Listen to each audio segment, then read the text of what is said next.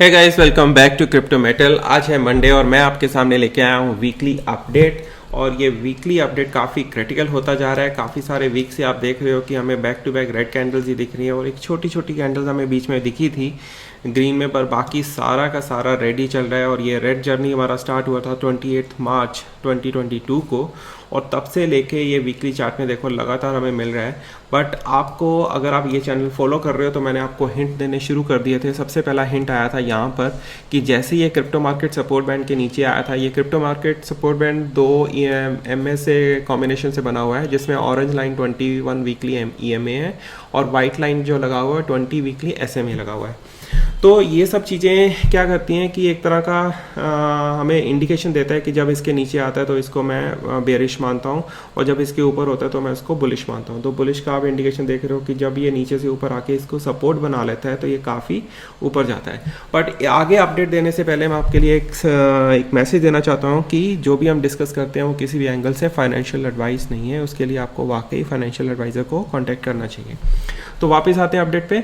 तो ये था फर्स्ट वार्निंग। सेकंड वार्निंग यहाँ पे था कि ये तीन मैंने एमएस लगा रखी हैं, इसमें 100 है, 200 एंड 300। तो जब इसके नीचे आता है तो चांसेस होते हैं कि यहाँ से सपोर्ट बना के वापस अपना शुरू कर ले, वापस अपना ट्रैक पकड़ ले। अब देखो यहाँ से ऊपर गया तो बट यहाँ तक नहीं आया था, है ना। तो इट लग रहा था कि अभी इसने अपना एक जर्नी कंप्लीट नहीं किया, तो हमें 64 के बाद 69 देखने को मिला। बट यहाँ पर क्या हुआ, यहाँ पे एक श्योर इंडिकेशन हो गई थी कि मोमेंटम अब काफ़ी नीचे आ रहा है। तो जिसकी वजह से क्या हुआ, क्योंकि काफ़ी देर से प्राइस ऊपर से रैली भी कर रहा था, तो ये लाइन जो एमए था वो ऑब्वियसली ऊपर आना बनता ही था उसका। तो यहाँ पे आके उनका मीन्स आप कह सकते हो कि प्राइस अपना एग्जॉस्ट हो गई, यहाँ बुल्स एग्जॉस्ट हो गए। तो यहाँ पे जब नीचे आया तो फिर देखो क्या हुआ, एक हैवी सेल ऑफ, जिन्होंने यहाँ से परचेज किया हुआ था एक हैवी सेल ऑफ उनको देखने को मिला यहाँ पे।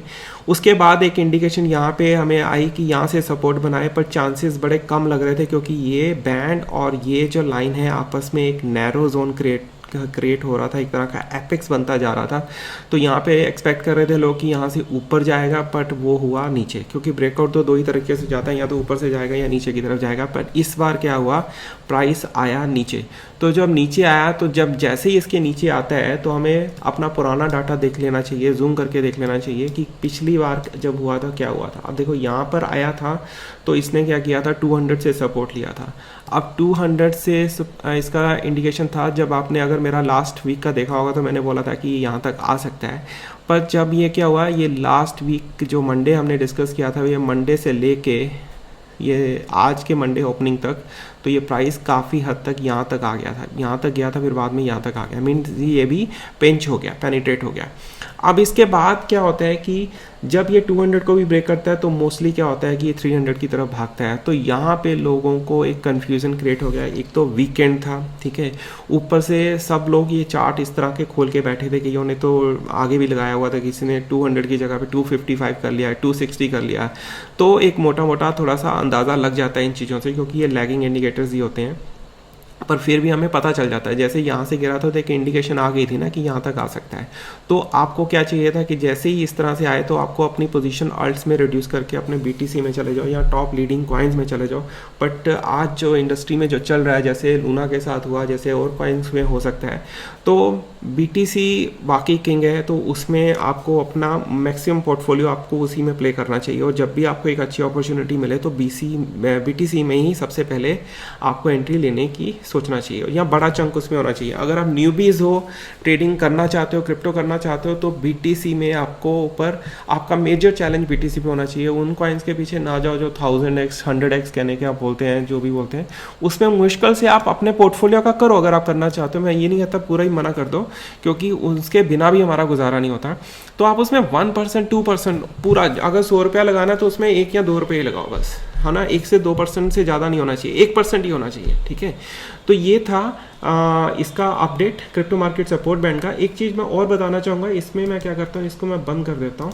अब मैं आपको मंथली चार्ट में कुछ दिखाना चाहता हूँ। एक बड़ा इंटरेस्टिंग चीज़ मेरे को दिखी है यहाँ पर। अब यहाँ पर क्या हो रहा है, ये मंथली चार्ट है। जब प्राइस इसके नीचे आता है, रिबन के नीचे आता है, तो ये काफ़ी देर तक रहता है। रिबन के नीचे आता है, काफ़ी देर तक रहता है। रिबन के नीचे यहाँ पर आया और ये काफ़ी देर तक रहता है। अब वो पॉइंट क्या है, ज़रा ध्यान से सुनना इस चार्ट को, इस चीज़ को ज़रा ध्यान से देखना। अब अगर आपको यहाँ पे देखो, अब यहाँ पर आया था तो हम देखते हैं प्राइस कहाँ पे है, ठीक है। प्राइस कहाँ पर है, इस जगह पे था 62.52, ठीक है। अब सभी को लगा ये प्राइस कहाँ से आया है, 21,000 से आया 62.52 तक पहुँच गया, ठीक है, यहाँ तक, ठीक है। यहाँ पे प्राइस है 7348, तो कहाँ से गिरा है, 21,000 से लेके एंट्री पॉइंट इसका कहाँ पे हुआ वो आप मैच कर लेना, क्योंकि मैं थोड़ा जल्दी जल्दी कर रहा हूँ। बट आपको लग रहा है कि 21,000 से नीचे आया, बट ये अभी भी देखो ये काफ़ी नीचे जा रहा है ना। यहाँ तो अब बॉटम कैसे आइडेंटिफाई करते हैं, ये सिंपल सा है, स्टॉच RSI लगा हुआ है, फ्री इंडिकेटर में मिल जाता है आपको कोई भी पैसे खर्च करने की ज़रूरत नहीं है। अब करना क्या चाहिए, आप अब अगर बोलेगा कि 21,000 का जो सामान है वो मेरे को 6,000 में मिल रहा है, क्या मैं ले लूँ, क्या मैं सारा ले लूँ, आप ले सकते हो, बट इस चार्ट को इसके कॉम्बिनेशन के साथ ओपन कर लिया करो। बट मेरा हिसाब से लेना कब बनता है, जब ये वापस अपनी एंट्री यहाँ से लेता है, इस बैंड में वापस आता है। तो अब देखो अगर वहाँ पे आया तो उसका प्राइस कितना था, 3747। देखो अगर यहाँ पे आप इसमें एंटर हुए हो, हमें लग रहा है बहुत चीप है और हमने ले लिया, बट अगर वापस आया और यहाँ तक क्या है, ये एक टाइम फ्रेम भी नोटिस करो, यहाँ पे टाइम फ्रेम हुआ है 1 अप्रैल 2018 और एग्जिट उसका हो रहा है उस बेयर मार्केट से 1 अप्रैल 2019, तो 1 साल लगा है ना। मैं ये चीज़ें बार बार बोलता रहता हूँ, पिछले मैंने अपडेट में भी बोला था, ट्विटर में भी मैं डिस्कस करता रहता हूँ, 1-1 कॉल जो मेरी चलती है उनमें तो मेरा चलता ही है। अब देखो यहाँ पर क्या हुआ, टाइम फ्रेम है 1 मार्च 2014 और कब गया है 1 सितंबर 2015, ठीक है। तो टाइम फ्रेम देखो यहाँ पे प्राइस का कितना था, यहाँ पे प्राइस है इसका 434, डिप कहाँ से हुआ है 1000 से, तो ऑलमोस्ट 60% नीचे आया, ठीक है। उसके बाद जब इसका एग्जिट हुआ तो प्राइस कितना जा रहा है 240, तो मींस जब वापस एंटर कर रहा है ना, एक तो आप ये वाली पेन से बच जाओगे, है ना। अगर जिसने यहाँ से खरीद लिया, जैसे सपोज किसी ने यहाँ पे अगर परचेज कर लिया, वो क्या था 7755, प्राइस ने देखो यहाँ भी आया है। अब देखो जिसको 7,000 का उसने लिया और उसको 3,000 दिख रहा है, उसका पोर्टफोलियो हाफ हो गया। अगर BTC हाफ हुआ तो सोचो अल्ट्स का क्या हाल होगा। तो अभी देखो यहाँ पे क्या हुआ, इसने एंट्री यहाँ पर ली है और प्राइस कितना था 44,000, ठीक है। और उसके बाद ये नीचे ही आता जा रहा है, अभी तक कोई भी इसने साइन नहीं दिखाया। यहाँ पे एक साइन दिखा था कि ऊपर जा रहा है, प्राइस आया 37,000 पे, पर उसने ये लाइन तो टच तो नहीं ना किया था, तो इट मीन्स बहुत ज़्यादा भी नीचे है ना। अभी कोई भी इसका मूड नहीं था ऊपर जाने का, और ये नहीं है कि एकदम से ये V शेप ऐसे ही रिकवरी हो जाएगा, क्योंकि ये मंथली चार्ट खुला हुआ है, ठीक है। तो अगर आप इस तरह की पेन से बचना चाहते हो तो आपको ये चार्ट भी आपको ध्यान में रखें। ये सिंपल एक इंडिकेटर लगा हुआ है, starch RSI on A monthly time frame. Weekly में देखोगे तो थोड़े से अलग अलग चीज़ें मिलेंगी आपको देखने के लिए, तो वीकली में ज़्यादा डिस्कस नहीं करना चाहता, आप वीकली अपने आप स्टडी कर लेना। डेली में आपको नहीं मिलेगा, डेली में काफ़ी सारे फॉल्स सिग्नल्स मिल सकते हैं। तो अगर यहाँ पे लेते हो तो ठीक है, बट यहाँ पे जाके भी ये नीचे आ जाता है। तो अगर आप यहाँ पे देखें कोई बंदा बहुत ज़्यादा बुलिश हो जाए और उसके बाद एकदम से वो वापस नीचे आ जाए तो गड़बड़ हो सकता है। तो कम से कम आई थिंक मेरे हिसाब से कम वीकली, पर अगर सेफ्टी चाहते हो, पीस ऑफ माइंड चाहते हो तो मंथली में देखो, ठीक है। तो ये एक बहुत ही ज़्यादा इंपॉर्टेंट अपडेट है, ये वाले पूरे मंडे वीकली अपडेट का बड़ा क्रिटिकल पार्ट था। अगर ये समझ में नहीं आया तो इसको दोबारा आप रिवाइंड करके देख सकते हो। अब अगर अगला पार्ट हम डिस्कस करते हैं मार्केट साइफर से, इससे भी मैं अपना एक बॉटम आइडेंटिफाई करने की कोशिश करता हूं। अगर आप मेरे पिछले अपडेट्स देख रहे हो तो उसमें भी मैंने काफ़ी जिक्र किया है कि मैं वेट कर रहा हूँ VWAP का पॉइंटेड होने का। तो यहाँ पे पॉइंटेड हुआ और उसके बाद ग्रीन डॉट और उसके बाद रिलीफ रैली, अच्छा खासा ऑल टाइम हाई पॉइंटेड, और उसके बाद ग्रीन डॉट और उसके बाद मोमेंटम का शिफ्ट होना ऊपर की तरफ, जीरो लाइन से ऊपर, और एक रिलीफ रैली। और यहाँ पे क्या हो रहा है, ये जो रेंज है इसका कहाँ पे आ रहा है -29। आपको यहाँ पे दिखेगा जब मैं कर्सर रखता हूँ, देखो यहाँ पे कितना आ रहा है -22, यहाँ पे कितना आ रहा है -2199, 22 ही हो गया, ठीक है। तो इन चीज़ों का ध्यान रखो कि VWAP अभी काफ़ी ऊपर है। अभी जो VWAP हुआ, अगर इसको मैं थोड़ा सा और जूम करूँ, ये इसने पॉइंटेड नॉब तो बनाई है बट उस लेवल तक नहीं गिरा, है ना।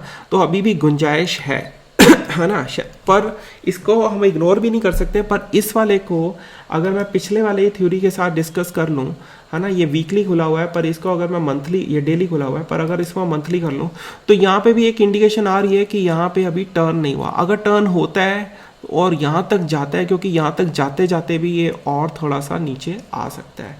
तो ये अपने दिमाग में रखो कि अभी बॉटम नहीं है, क्या पता 24 के जाके वापस आ जाए, ठीक है। अब होने को क्या हो सकता है, जैसे ये वीकली चार्ट खुला हुआ है, अब क्या पॉसिबिलिटी मेरे को जो दिख रही है, सबसे पहले इसका जो टारगेट है वो यहाँ तक बनता है 27,000, ठीक है। तो 27,000 ये वीकली टाइम फ्रेम की बात कर रहा हूँ, पर अगर ये लाइन घूमते घूमते भी नीचे आ गई तो टारगेट उसी हिसाब से रिवाइज हो जाएगा। उसके बाद अल्टीमेट जो इसका है वो है 36,000 मेरे को दिख रहा है, जो क्रिप्टो मार्केट सपोर्ट बैंड में भी वो नज़र आएगा। अगर मैं इसको वापस ऑन कर दूँ वीकली चार्ट में, हाँ, तो यहाँ पे आप देख सकते हो कि अगर हम इसको मिनिमाइज कर दूँ तो कहाँ तक इसकी रैली बनती है, वो है 36,000। देखा वो उस वाले इंडिकेटर के साथ भी मैच कर रहा है ना, तो यहाँ तक बन सकता है। और अगर हम इसको, सॉरी ये मंथली खुला हुआ है एक सेकेंड, तो ये है वीकली चार्ट, तो यहाँ पे आप देख सकते हो कि इसका कितना बन रहा है 34,3199 था ना। तो ये कम से कम इस लेवल को टच करने आ सकता है, पर ये बहुत ज़्यादा दूर है। अभी तो मेरे को लग रहा है कि ये प्रीवियस वाला ही टच कर ले तो वही बहुत बड़ी बात होगी इसके लिए, वो है 26,765। अगर इसी चार्ट को हम डेली में देखते हैं तो यहाँ से भी आप अंदाज़ा लगा सकते हो। अब देखो जब ये नीचे आता है तो इसको ऐसे टच करता है, अगर वो पेनिट्रेट करके ऊपर चले जाए, सपोर्ट बना ले, फिर से ऊपर गए तो अच्छा खासा रैली मिलेगा। पर ये देखो यहाँ पे भी हो रहा है, नीचे आया, ठीक है, ऊपर गया, वापस नीचे आ गया, ऊपर गया, वापस नीचे आ गया, ऊपर गया, यहाँ पे एक अच्छा थोड़ा सा रैली दिखा, पर यहाँ पे जब नीचे आया तो एक काफ़ी अच्छी खासी कैंडल थी, है ना। उसके बाद देखो ये नीचे आता जा रहा है। तो यहाँ से भी, क्योंकि डे टाइम फ्रेम है, अगर आप क्या कहते हैं स्विंग ट्रेडिंग करना चाहते हो तो इस वाले हिसाब से आप कर सकते हो, 21 और 20 वीकली SMA लगा के भी आप कर सकते हो। पर यहाँ पे अभी पॉइंट क्या बन रहा है, $25,000। तो अभी प्राइस कितना चल रहा है, अबाउट 20,000। तो अगर 3-4 दिनों के अंदर ये प्राइस भी तो नीचे आ जाएगा ना दोस्त, तो इससे क्या होगा, ये अगर थोड़ा थोड़ा अगर हर कैंडल के करते करते नीचे आ रहा है, क्योंकि ये देखो ये 20 डेज़ का कॉम्बिनेशन है, तो आप यहाँ से पॉइंट रख के आप इसको कैलकुलेट कर सकते हो कि 20 डेज़ पहले स्टोरी क्या थी, 20 कैंडल्स आपने पिछले स्टोरी क्या थी, 20 कैंडल्स आपने पीछे जा रहा है, 20 बार्स अगर आप जाते हो यहाँ पर। अब देखो ये क्या है कि कुछ देर यहाँ तक ये रहेगा, इतने दिन तक ये प्राइस, ये रेंज यहीं पे रहेगी शायद, बट उसके बाद इतनी कैंडल्स के बाद ये एकदम से फ्लश होगा। तो इट मीन्स क्या है, कुछ देर यहाँ पे रह के उसके बाद एकदम से ये लाइन नीचे आ सकता है। तो ये सारी चीज़ें कैलकुलेशन में रहती हैं कि ये ना सोचो कि इसने वापस 20,000 टच कर लिया तो बहुत ऊपर चले जाएगा। पर अभी इसका जो नियरेस्ट हर्डल जो मेरे को दिख रहा है, आपको मेरे हिसाब से 24 के बाद अलर्ट हो जाना चाहिए। मेरे को नहीं पता कि आप ये वीडियो कब देखोगे और ये लाइंस का क्या उस वक्त पोजीशन होगी, तो ये सब चीज़ें भी आप ध्यान में रखना। वीकली अपडेट में थोड़ा सा आगे बढ़ते हैं। अब ये आता है CPR। ये तो जब भी मंथ आपका स्टार्ट होना तो CPR का इंडिकेटर लगाओ और उसको देख लो। तो जैसे ये नीचे आया था, ये है जो पिंक कलर पर्पल कलर में ये मंथली पिवट्स हैं, उसके बाद ये रेड डॉट जो होते हैं सपोर्ट 1, सपोर्ट 2, सपोर्ट 3, और ऊपर की तरफ जो टारगेट हैं, ऊपर की तरफ जो है वो टारगेट 1, टारगेट 2, टारगेट 3। तो इसको आप कह सकते हो रेजिस्टेंस भी बोल सकते हो, रेजिस्टेंस 1, 2, 3। तो यहाँ पे क्या है, मंथली पिवट्स हैं। और जब एक चीज़ और मैं आपको सिखाना चाहूँगा कि जब ये पिवट्स ऐसे, अब देखो मैंने काफ़ी स्क्रीन में आप देख सकते हो क्या टाइम फ्रेम नज़र आ रहा है, उस हिसाब से आप अपनी सेटिंग कर लेना। अगर आपको ये डॉट्स इस तरह से दिखे, नैरो में दिखे, तो उसके चांसेस होते हैं, चांसेस क्या 99% चांस होता है कि एक बड़ी मूव आ सकती है, बड़ी मूव। तो देखो यहाँ से 32,000 था और प्राइस कहाँ पे गया है, ऑलमोस्ट 17,000, तो ऑलमोस्ट हाफ हो गया, है ना। अगर परसेंटेज देखो तो परसेंटेज वाइज कितना गिरा है नीचे, 44%, है ना। तो ये बात का ध्यान में रखना, आगे भी इस तरह की सिचुएशन आती रहेगी। तो अगर तो इसके ऊपर चले जाते तो चांसेस बन सकते थे कि ये ऊपर भी जा सकता था, बट ये गया नीचे। तो यहाँ से इसने रीटेस्ट किया, आप देखो यहाँ पे गया, अब ये गया 1 जून को, 2 जून, 3 जून, है ना, यहाँ पे आया। अब लोगों को लगा कि बहुत ऑलरेडी नीचे आ चुका हुआ है, कितना, कहाँ से आया, 31,000 से 29,000, पर यहाँ पे एक रीटेस्ट मिला। रीटेस्ट के बाद क्या हुआ, यहाँ पे कैंडल गया, अगली कैंडल अगर ऊपर नहीं गई तो आपको क्या करना चाहिए था, यहीं से इस वाले पॉइंट से ही निकल जाते, है ना। अगर इसको 4 आवर्स और 8 आवर्स में देखते तो इसी वाले पॉइंट से एग्जिट ले लेते। तो जिन्होंने एग्जिट ले लिया उनको एक अच्छा खासा यहाँ पे उन्होंने एंट्री की होगी। अब वो बंदे कहाँ पे एग्जिट लेने की सोचेंगे, यहाँ पर, क्योंकि इसका जो फर्स्ट रेजिस्टेंस था, फर्स्ट सपोर्ट था, वो अब रेजिस्टेंस की काम आएगा। अब देखो ये कॉन्फ्लुएंस हो रहा है ना 24,694, और मैंने क्या बोला था 24,000 के बाद जाने के बाद अलर्ट हो जाना, जो मैंने अभी आपको पिछले इंडिकेटर के हिसाब से समझाया है ना। तो इस तरह से मल्टीपल इंडिकेटर्स लगा के भी आप देख सकते हो, और अगर ये सिंपल है ना, ये सिंपल है। और यहाँ पे अगर मैं कोई भी इंडिकेटर नहीं लगाता, अगर आप किसी भी इंडिकेटर में बिलीव नहीं करते हो, तो एक सिंपल सी लाइन लगा लो, है ना, एक सिंपल सी लाइन लगा लो कि आप देखो ये कहाँ से गिरा, ये इसका टॉप रेंज था और ये था, तो यहाँ पे एक पॉइंट बनता है, मेरे को ड्राइंग जोन करनी पड़ेगी। अब देखो ये मैंने बनाया ही हुआ है वैसे, है ना, ये काफ़ी मैं इतनी सारी ट्रेंड लाइन्स मैं बनाता रहता हूँ। तो यहाँ पे देखो ये जो डॉटेड लाइन है ना, ये डॉटेड लाइन से जैसे ही नीचे हुआ तो एक तरह से सेल ऑफ हो गया, है ना। तो अगर कोई भी इंडिकेटर नहीं यूज़ कर सकते हो तो इस तरह से लाइंस लगा के भी आप कर सकते हो। मैं किसी वीडियो में ये कवर अप करने की कोशिश करूंगा कि ये कैसे बनता है। एक सिंपल सा एक मैजिक सा समझाता हूँ। मैजिक क्या है कि आप अगर एक पेपर ले लेते हो, कोई भी A4 साइज, है ना, उसको हाफ में डिवाइड कर दो, हाफ के बाद उसको फिर से हाफ कर दो, 4 फोल्ड कर दो, तो समझ लो कि यहाँ से पेपर शुरू हुआ था, समझ लो कि यहाँ से शुरू हुआ था किसी पॉइंट से, ठीक है, A to B, तो उसका आपको क्या आ जाता है 50% आ जाता है। एक सेकंड में थोड़ा सा क्लियर कर देता हूँ, एक सेकंड जरा। अब अगर समझाने बैठे हैं तो मैं बता ही देता हूँ। ये देखो, अब देखो ये पॉइंट मैंने समझा दिया, ठीक है। अब यहाँ पे क्या लगा हुआ है, पेज को हाफ किया तो क्या हुआ 50 पे आ गया, ठीक है। उसके बाद 25% पे आ गया, और उसके ऊपर कितना आ गया 75। तो ये था पेज का हाफ, और ये पेज का हाफ का हाफ, और ये पेज का हाफ का हाफ। तो अगर प्राइस यहाँ पे घूम रहा है, अगर प्राइस यहाँ से नीचे आ रहा है, तो यहाँ से अगर ऊपर जाता है, सपोर्ट बनाता है और ऊपर निकल जाता है तो ऊपर जाएगा। पर अगर यहाँ से वो रीटेस्ट करता है, अगर मैं इसको ऐसे समझाऊँ तो ये हिल जाएगा आई थिंक। हाँ ये देखो यहाँ पे गया, तो ये पेज का स्टार्टिंग था, तो यहाँ पे देखो कि वो प्राइस इसके बाद नीचे आ रहा है, ठीक है, नीचे आ रहा है। तो अगर जैसे इस लेवल के जाए तो वहाँ पे आप अपना शॉर्ट लगा सकते हो, या आप अपना स्टॉप लॉस हिट करके अपने जो स्पोर्ट की जो पोजीशन है उसको आप रिड्यूस कर सकते हो, ठीक है। उसके बाद नियरेस्ट टारगेट उसका कहाँ पे होगा, ऑब्वियसली इस जगह पे होगा, ठीक है। तो ये आपका लेवल 1 हो गया, ठीक है, ठीक है। और उसके बाद क्या होगा, सेम सिनारियो यहाँ पर है, इसको ऊपर रीटेस्ट करने की कोशिश की, अगर ऊपर चले गया तो फिर ऊपर की तरफ, ठीक है, और अगर यहाँ से नीचे आया तो फिर नीचे की तरफ। तो ये क्या हो गया आपका लेवल 2, ये लेवल 3, ये है लेवल 4। अगर इसी तरह से नीचे जाता है, नीचे से ऊपर जाता है, तो वो इस तरह से ऊपर जाएगा। तो इस सेगमेंट को आप कभी कहीं पे भी कर सकते हो, किसी तरह से भी इस थ्योरी को यूज़ कर सकते हो। आप चाहे 15 मिनट का चार्ट बना लो, या क्या कहते हैं 4 घंटे की स्ट्रेटेजी बना लो, कहीं पे भी आप उसको कर सकते हो, है ना। अगर मैं करने की कोशिश करूँ तो इसको, अब देखो यहाँ पे मैंने करने की कोशिश की है, मैं आपको ये दिखाई देता हूँ आज। अभी अगर हम ये डिस्कस कर रहे हैं तो क्लैरिफाई कर लेते हैं। मैंने 1 आवर का कर लेता हूँ इसको ओपन, ठीक है। ये ध्यान से सुनना, बड़ा इंपॉर्टेंट पार्ट डिस्कस कर रहा हूँ, ठीक है। अब यहाँ पे मैंने क्या किया, ये 1 आवर का खोला हुआ है, ठीक है। और मैंने जब इसको बनाया था तब शायद यहाँ पे था क्या कहते हैं, यहाँ पे टाइम फ्रेम था, और उसके बाद 2 कैंडल्स हमें और मिल गई हैं फ्रेश।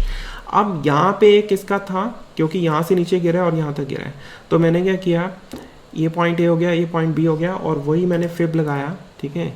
यहाँ से देखो क्या हुआ, फिब लगाया और ये आ गया 50%, तो एग्जैक्ट 50% पे मैंने लाइन लगा दिया, ठीक है। अब हुआ क्या था, उसके बाद मैं देखना चाहता था कि ये प्राइस ऊपर जा रहा है क्या नीचे जा रहा है, तो ऊपर गया, उसके बाद इसने वापस नीचे आया, ठीक है। फिर कैंडल कन्वर्ट हुई, पर इसने देखो जो ये वाला लाइन था उसके देखो उसका जो 75 बनता था, अगर मैं फिर दोबारा लगा देता हूँ, मैं लगी रहने देता हूँ, यहाँ पे आप देख सकते हो।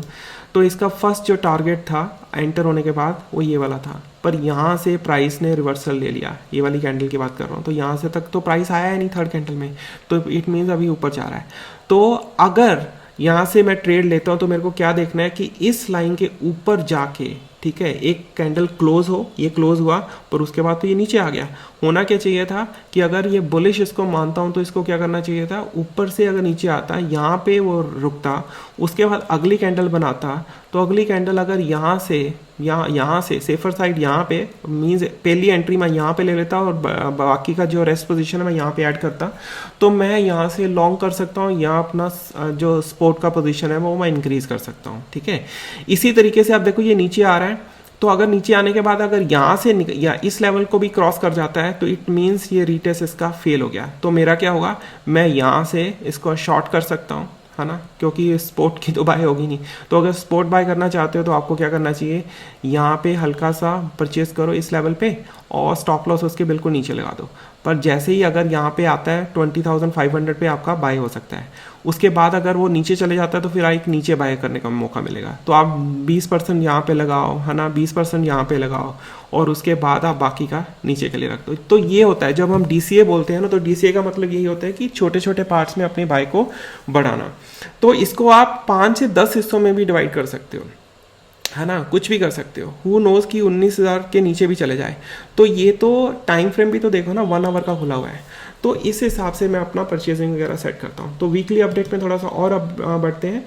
ये अगला आ जाता है पार्ट आपका डिक्सी का। तो डिक्सी में क्या हो रहा है, डिक्सी में क्या हुआ, ये जो बैरियर था जहाँ पे आपको रेड लाइन दिख रही है, ये काफ़ी अच्छा खासा एक जोन था जो इसने पार किया है। अगर वीकली चार्ट में देखोगे तो पिछले अपडेट में भी मैंने डिटेल में डिस्कस किया होगा, देखना होगा तो आप पिछला अपडेट देख सकते हो। तो यहाँ पे क्या हुआ, इसको क्रॉस किया, ठीक है। क्रॉस करने के बाद ये रीटेस्ट करने आया, रीटेस्ट करने के बाद ये नीचे चले गया। पर नीचे आने के लिए उसको ये लेवल एक मैंने बनाया हुआ था, यहाँ तक नहीं आया, प्राइस ने यहीं से एंट्री वापस ले ली। तो ये वापस चले गया। अब देखो ये डबल टॉप भी बना सकता है। ये एक पहला हो गया, एक सेकंड हो गया। अब यहाँ से अगर वापस नीचे आता है तो हमें एक रैली देखने को मिलेगा। डिक्सी का नीचे आना मीन्स क्रिप्टो में एक अच्छी खासी रैली देखने को मिल सकती है। तो ये कहाँ तक नीचे आ सकता है, ये यहाँ तक भी नीचे आ सकता है, ठीक है, क्योंकि यहीं से इसने एक तरह से रिवर्सल यहाँ से लिया था। अगर यहाँ पे रैली देखो तो यहाँ से रिवर्सल है, तो एक पॉइंट यहाँ पे बनता है 98.31 तक और बीच में इमीडिएट पॉइंट्स आपको नज़र आ रहे हैं। तो इसके ऊपर भी आप नज़र रखा करो कि अगर आप कोई बड़ी पोजीशन लेने की सोच रहे हो तो डिक्सी की मूवमेंट के ऊपर भी ध्यान रखो। तो अगर इसी को आप डे चार्ट में देखते हो तो आपको भी यहाँ पे काफ़ी नज़र आ जाएगा। ये देखो ये सब चीज़ें नज़र आ रही हैं। अब देखो कल के दिन ये थोड़ा सा इस तरह से गया, पर आज मंडे ओपन हुआ है मार्केट, तो अभी उसका असर जो है वो 5 बजे इंडियन टाइम के हिसाब से दिखना शुरू हो जाएगा। अब अगली बात करते हैं BTC का। अब अगली बात करते हैं BTC डोमिनेंस, जो कि मोस्ट इंपॉर्टेंट चार्ट है।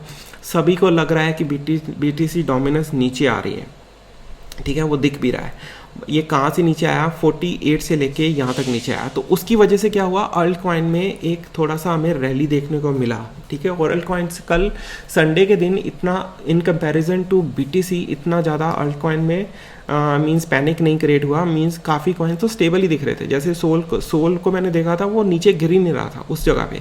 उसका कारण पता क्या है, उसका कारण एक तो कल तो वीकेंड था, ठीक है। सेकंड कारण मेरे को क्या लग रहा है, लोगों को लग रहा है कि BTC डोमिनेंस नीचे आ रहा है, ठीक है, नीचे दिख रहा है। बट एक चीज़ आप क्यों भूल जाते हो कि इसमें BTC क्या है, इसमें total crypto minus alt coins और फिर ये BTC नज़र आ रहा है कि अगर 100 में से BTC का शेयर कितना है, 44%। बट अल्ट कॉइन जो आपने माइनस किए हैं उसमें काफ़ी हद वो भी तो है ना स्टेबल कॉइन्स। तो हमने स्टेबल कॉइन को तो रिड्यूस किया है नहीं।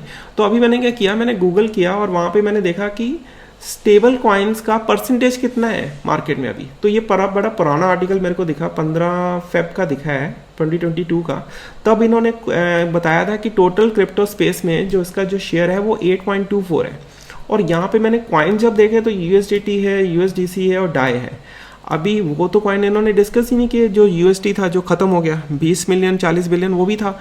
उसके अलावा और कितने सारे स्टेबल कॉइन्स हैं। तो इसका मतलब क्या है कि अगर आपको ये 44% दिख रहा है ना, तो मेरे हिसाब से इसमें कम से कम 10% इसकी परसेंटेज में ऐड कर लो। तो 10% बढ़ा लो, है ना। 44 में 10% और ऐड कर लो। तो 44 के ऊपर 10, 54 ना करो, 44 या तकरीबन इसको 50 मान के चलो, है ना।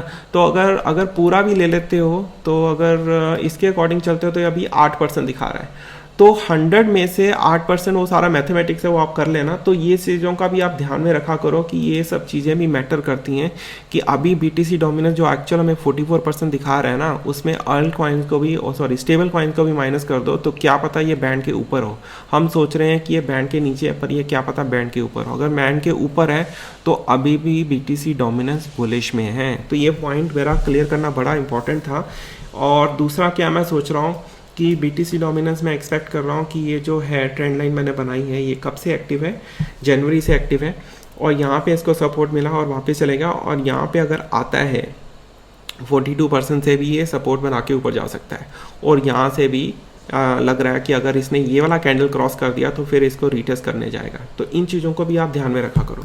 लास्ट में हम अपडेट में डिस्कस करना चाहेंगे इथेरियम, जो काफ़ी हद तक हमें बिल्कुल वैसे ही दिखा रहा है जैसे हमें इंडिकेशन मिलनी शुरू हुई थी। तो हुआ क्या था, जब प्राइस इसका इस जोन पे था 0.076, है ना, यहाँ पर जब पहुँचा तो लोगों को लगा कि इथेरियम निकल गया, $6-7 तक क्रॉस करेगा, है ना। ये याद है टाइम क्या था, ये नवंबर का टाइम था लास्ट ईयर का। तो हुआ क्या कि यहाँ पे प्राइस नीचे आया था, ठीक है। अब हमें पता नहीं लग रहा था कि कैसे बनना है। तो इसके बाद क्या हुआ, यहाँ पे एक विक बना, ठीक है, ये वीकली चार्ट खुला हुआ है। अब मैंने क्या किया, ये विक बना और ये विक बना, ठीक है। इसको अगर आप देखो तो ये विक बना हुआ है। तो मैंने फटाफट उसी टाइम पे एक ट्रेंड लाइन ड्रॉ की। 2 ही पॉइंट मिले थे, कुछ ज़्यादा कुछ हिस्टोरिकल डाटा नहीं है इसमें। 2 पॉइंट मिले, पर वो 2 पॉइंट ने ना काम कर दिया मेरा, है ना। अब उसके बाद क्या हुआ, प्राइस एकदम से नीचे आया। तो फिर मैंने क्या किया, इस वाले टॉप को पकड़ा और ऊपर वाले को पकड़ा, इसके जो वहाँ पे इसकी बॉडी क्लोज हुई थी, तो वहाँ पे मैंने ये बॉक्स क्रिएट कर लिया, है ना, कि ये जोन बन गया। अब मैंने सोच लिया कि जब तक प्राइस इसके ऊपर जाके सपोर्ट नहीं बनाता तब तक मैं इथेरियम को दोबारा परचेज नहीं करूंगा। तो मैंने क्या किया, इथेरियम को अपना पोजीशन रिड्यूस करना शुरू कर दिया, है ना। मेरे को लग गया था कि उसको मैंने बीटीसी में कन्वर्ट कर दिया, यूएसडीटी में नहीं किया, मैंने बीटीसी में कन्वर्ट कर दिया। अब क्या हुआ, ये देखो तब से लेके नीचे आता जा रहा है। फिर एक यहाँ पे पॉइंट आया कि यहाँ पे काफ़ी सारा कॉन्फ्लेंस बन रहा था कि यहाँ से नीचे आया, सपोर्ट बनाया, ऊपर गया, यहाँ से नीचे आया, ऊपर गया, नीचे आया, ऊपर गया। अब मैं एक्सपेक्ट कर रहा था कि यहाँ से बनेगा, पर जैसे ही इसने ये एग्जिट लिया यहाँ से, तो फिर तो आपको पता ही है क्या हुआ। तो अगर आप मेरा ट्विटर भी फॉलो करते हो तो उसमें भी आपको दिखा होगा कि यहाँ से फिर मैंने बॉक्सेस क्रिएट कर दिए थे कि फर्स्ट बॉक्स यहाँ पे और सेकंड बॉक्स यहाँ पर है। तो अब मेरे को लग रहा है कि यहाँ पे आप थोड़ा सा बाय कर सकते हो, बट बिल्कुल अगर करना है 100 रुपये में से 20 रुपये ही अगर आप बाय करो, क्योंकि मेजर यहाँ पे लग रहा है। अभी ऊपर जा सकता है, पर यहाँ पे भी बीटीसी जैसे 24,000, अगर 24,000 से नीचे आता है ना, तो फिर ये यहाँ पे भी रुकेगा नहीं दोबारा। उसको रीटेस्ट ना समझना कि वो रीटेस्ट होगा ही नहीं, वो निकल जाएगा इसमें से, है ना, वो नीचे पहुँचेगा। अगर यहाँ पे एक और चार्ट मैंने ड्रॉ किया हुआ है, इसमें मैंने लॉग ऑफ किया हुआ है, ऑटो भी ऑफ किया हुआ है, यहाँ पे आप देख सकते हो। इसमें मेरे को क्या लग रहा है कि यहाँ तो यहीं से निकल जाता है, तो फिर वो देखना कि बीटीसी 24,000 तक जाता है, तो ये वाला जो रेंज है आप ये भी पकड़ सकते हो, ठीक है। अदरवाइज उसके बाद अगर जब नीचे आता है तो मैं 44 देख सकते हो यहाँ पे परचेस करने की कोशिश करूँगा, और अगर नीचे आता है यहाँ पे परचेस करने की कोशिश करूँगा। और ये ट्रेंड लाइन थोड़ी सी रफ सी बनी है, तो इस तरह से मैंने किया है। और जो रेंज लो है, अब देखो वही पेज वाली थ्योरी मैंने यूज़ की है। यहाँ पे 2017 का लो लिया है और उसका मैंने लिया है ऊपर लिया है 2017 का हाई, है ना। तो पेज बनाया, उसमें से हाफ लाइन बनाई, यहाँ पे आपने अलग अलग लेवल्स बीच में उसका भी हाफ कर लिया, 0.75 आ गया, 0.25 आ गया, तो अभी प्राइस यहाँ पर आया। अब एक चीज़ नोटिस करो क्या हो रहा है, ये बड़ा इंपॉर्टेंट पॉइंट है, बहुत ज़्यादा इंपॉर्टेंट पॉइंट है। इसमें क्या हुआ है कि जो प्राइस है वो इसको मैं एक और चार्ट में क्लियर करने की कोशिश करूंगा। सोल जो है यहाँ पे आपको क्लियर हो जाएगा जो मैं मैसेज देना चाहता हूँ। अब सोल में क्या हो रहा है, सोल में देखो क्या हो रहा है। सोल में हम एक्सपेक्ट कर रहे थे, सारे बंदे एक्सपेक्ट कर रहे थे कि जो प्राइस है इसका एक्सपेक्ट कर रहे थे सब 18 के करीब आएगा या 21 के करीब आएगा, बट वो प्राइस आया नहीं। यहाँ पर आना चाहिए था, बट प्राइस ने यहीं से करवट ले ली, है ना। अब हुआ क्या, थोड़ा सा पहले से ही उसने रिवर्सल ले लिया। अब हो क्या सकता है कि ये सोल भी वापस जाके 44 पे जाके उसके बाद इस वाले जोन में आए, है ना। तो जहाँ पे हम एक्सपेक्ट कर रहे थे, जहाँ पे पूरी मार्केट एक्सपेक्ट कर रहे थे, वहाँ पे आया नहीं, उससे पहले ही रिवर्सल लेके चले गया। सेम चीज़ बीटीसी में हुई। बीटीसी में भी यही हुआ कि बीटीसी में हम सब एक्सपेक्ट कर रहे थे कि वो जब उसने एक एक लेवल जो ब्रेक हो रहा था, सब एक्सपेक्ट कर रहे थे कि नीचे आएगा, है ना।